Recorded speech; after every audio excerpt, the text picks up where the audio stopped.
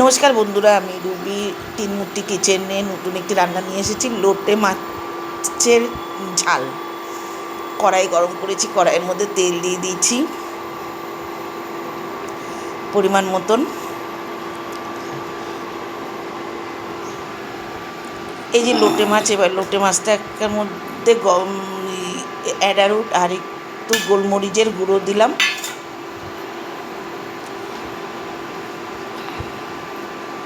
এখন একটু হলুদ দিচ্ছি স্বাদ মতো। আগে লোটে মাছটা নুন দিয়ে মাখিয়ে রেখেছি, তাও একটুখানি লবণ দিলাম।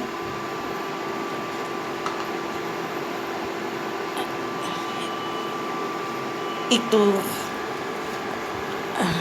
গরম মশলা দিলাম, দিয়ে এবার ভালো করে মাখিয়ে নেব।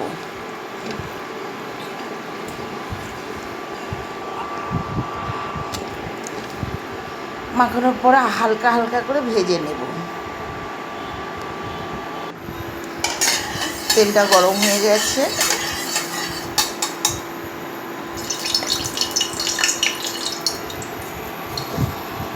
অল্প অল্প করে হালকা ভাজবো, নাহলে পরে জল বেরিয়ে যাবে। লোটে মাছে এমনিতেই জল বেরোয়, আবার লবণ দিয়ে মাখানো রয়েছে।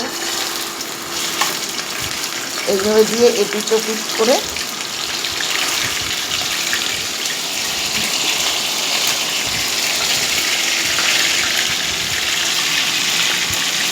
দেখুন, এবার ভাজা হচ্ছে, এপিট ওপিট করে নাড়াতে হবে একটু। ঠিক এইভাবে মাছগুলোকে ভেজে নিচ্ছি। এবার ওই তেলের মধ্যে পেঁয়াজ দিয়ে দেবো।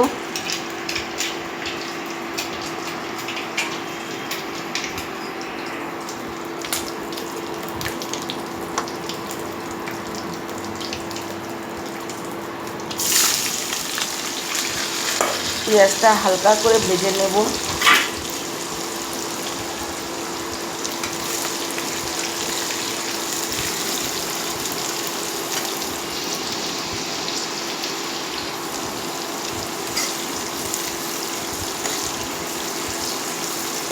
সব মাছগুলোই ভাজলাম না, কিন্তু ভাজতে গিয়ে দেখলাম ভেঙে যাচ্ছে, তাহলে এইভাবেই করব।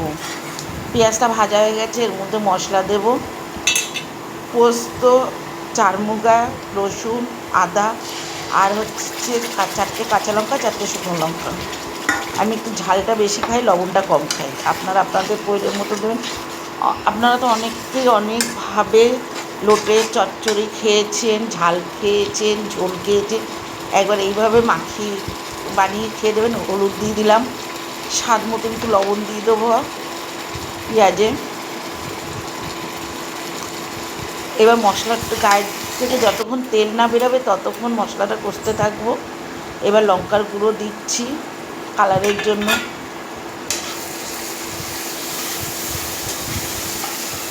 এইভাবে করবেন, দেখবেন ভালোই লাগবে।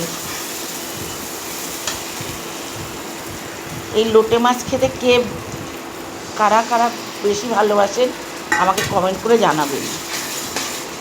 আমার খুবই ভালো লাগে লোটে মাছ। দেখুন, মশলা দিয়ে তেল ছেড়ে দিচ্ছে। মশলাটা আমার কষানো হয়ে গেছে। এইবার মাছগুলো সব দিয়ে দেবো। ভাজতে গেলাম, কিন্তু ভাজা তো হলো না, ভেঙে যাচ্ছে বলে, ওর জন্য আর ভাজলাম না। কাঁচা মাখাটাই দিয়ে দিচ্ছি।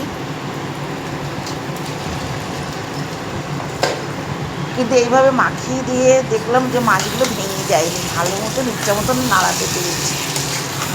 লোটে মাছ তো ঝোল করতে গেলে নাড়ালে পরে ভেঙে যায়।